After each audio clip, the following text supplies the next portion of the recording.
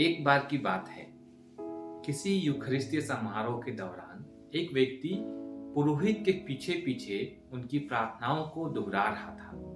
शुरुआती दौर पर उसकी आवाज कुछ हल्की फुल्की सी थी, पर बहुधा उसकी आवाज बढ़ जाती थी, जो पुरोहित तथा लोगों के लिए भी एक बाधा का काम कर रही थी। उसकी इस हरकत से लोग परेशान होने लगे थे और उससे गुस्सा भी कर रहे थे। इसी दौरान एक अद्भुत सी घटना घटी।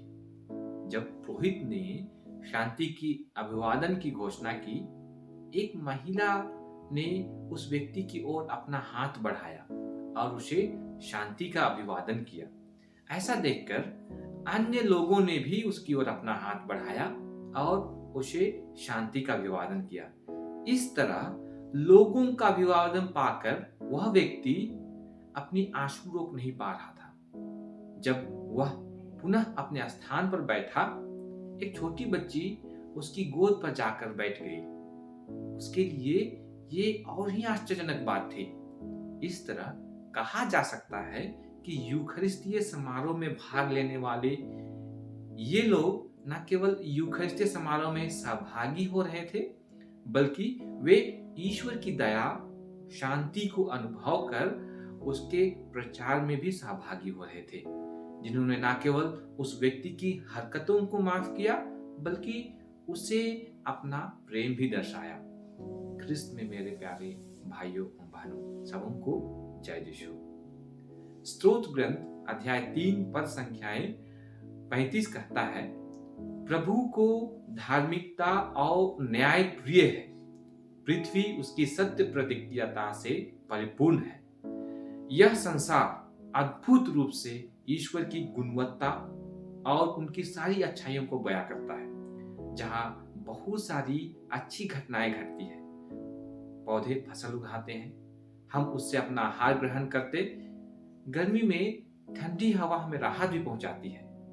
आज हमारा समाज इतना विकसित हो चुका है कि ऐसी कोई बीमारी नहीं जिसके लिए दवा ना हो। बहुत सारे सामाजिक सेवाओं का काम चल रहा है।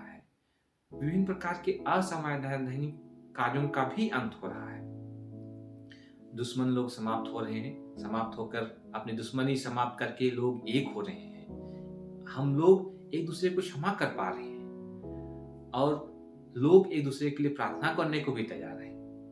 अर्थात इस धरा पर अब भी बहुत सारी अच्छाइयां हैं, और जहां जहां ये अच्छाइयां मौजूद हैं, वहीं ईश्वर का राज है, वहीं ईश्वर है। इस तरह ईश्वर का प्रेम सदा हम लोगों के साथ है। ठीक उसी प्रकार इस संसार में अच्छाइयों के साथ साथ में कुछ बुराइयां भी है, कुछ नकारात्मक शक्तियां भी है। अखबार आज भी हमें विभिन्न प्रकार की नकारात्मकताओं, चोरी, डकैती, व्यभिचार, अश्लीलता के बारे में अवगत कराता है, जो शारीरिक, मानसिक और आध्यात्मिक और नैतिक रूप से हमें आताहत करता है। आज का शब्द हमें इसलिए आह्वान करता है कि हम लोग सजग रहें और ईश्वर की अच्छाइयों से परिचित होकर सकारात्मकताओं को देख पाए। आज हम सुसमाचार में एक अपदूत को पाते हैं जिसने एक मनुष्य को अपने वश में कर रखा है। यद्यपि यह अशुद्ध आत्मा उस व्यक्ति का अहित कर रही थी, पर उसने यीशु को स्वीकार किया, उससे आग्रह किया, यीशु नाजरी, हमसे आपको क्या? या आप हमारा सर्वनाश करने आए हैं? मैं जानता हूं कि आप कौन हैं, ईश्वर के भेजे हुए परम पावन पुरुष। इस तरह इस अशुद्ध आत्मा ने यीशु को उनकी शक्तियों को पहचाना था, उनकी अच्छाइयों को पहचाना था, पर वहां बहुत सारे ऐसे लोग भी थे जो उनकी इन अच्छाइयों से जलते थे। ठीक उसी प्रकार आज हमारे समाज में अच्छाइयों की कमी नहीं है, भले कार्यों की कमी नहीं है, पर बहुधा हम लोग उसे देखने से चूक जाते हैं, उसे नजरअंदाज करते हैं।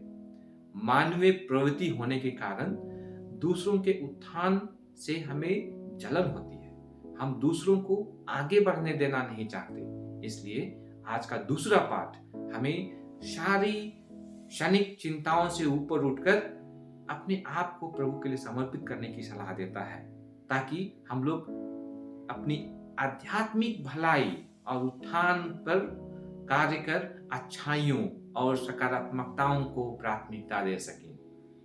ईश्वर ने इस सुंदर सृष्टि की रचना की है, जिससे उन्होंने सर्वसंपन्न समृद्धि किया है, अर्थात अच्छाइयां इसमें कूट कूट कर भरी हुई हैं। क्योंकि पवित्र वचन हमें बतलाता है कि सृष्टि के पश्चात ईश्वर ने कहा, ईश्वर को यह सब अच्छा लगा। पर क्या हम इन अच्छाइयों को देख पा रहे हैं? क्या हम दूसरों में इन अच्छाइयों को ढूंढने का प्रयास करते हैं? विधि विवरण से लिया गया आज का पाठ में ईश्वर कहते हैं, तुम्हारा प्रभु तुम्हारे बीच तुम्हारे ही भाइयों में से तुम्हारे लिए एक जैसा नबी उत्पन्न करेगा, तुम लोग उसकी बात सुनोगे। यह तथ्य जाहिर करता है कि ईश्वर हर समय अपने साम्राज्य के विस्तार के लिए कार्यरत है। हर समय वे हमारी भलाई चाहते हैं, इसलिए वे ही हमारी हर परिस्थितियों में इन अच्छाइयों को जाहिर करते हैं, ताकि इन अच्छी घटित घटनाओं को हम समझ सकें, उन्हें अपना सकें। कोई भी घटना या स्थिति अपने आप में बुरी नहीं होती। हर परिस्थितियां अवश्य ही हम सबों के लिए प्रेरणादायक होती है। बहुधा वैसी परिस्थितियां जो हमें दुख देती हैं हमारे लिए बुरी प्रतीत होती है, और वही परिस्थिति हम लोगों के लिए एक प्रेरणा का कार्य भी करती है, जहां हमें दया का भाव, प्रेम का भाव, क्षमा का भाव भी देखने को मिलता है। इसलिए आज हम यूखरिस्ट में भाग लेते हुए ईश्वर से प्रार्थना करें कि हम अपने घमंडी स्वभाव को दरकिनार कर अपने इर्द गिर्द घटने वाली सारी घटनाओं में अच्छाइयों को स्वीकार कर सकें। प्रभु हम लोगों को आशीष दे।